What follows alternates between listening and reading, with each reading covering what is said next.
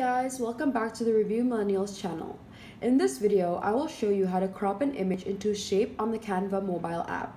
So, if you'd like to know how to turn this into this, just keep on watching. Okay, let's get started. So first, what you want to do is open the image that you'd like to crop into a shape, and then press on the purple plus symbol in the bottom left corner. Next, make sure that you're on the Elements menu, then scroll down to find this category called Frames.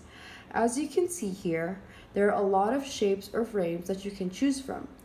As an example, I will pick a circle. So this frame will crop my image into a circle perfectly. After picking the circle, I'm going to position it to where I'd like the picture to go. Then press and hold onto the picture behind the frame and drag and drop it into the frame. Now, I'm going to position this image to be in the middle. If you would like to adjust which parts of the image are in the shape, all you have to do is double click on the image and drag the image to however you would like to position it. Finally, save your work onto your device by pressing this symbol right here. Then picking whatever form you would like it to be in. I'm going to pick JPEG and then press download. And you're all done. Thank you so much for watching the tutorial. Don't forget to like, share, and subscribe. Comment down below any questions or video requests and I will definitely read them.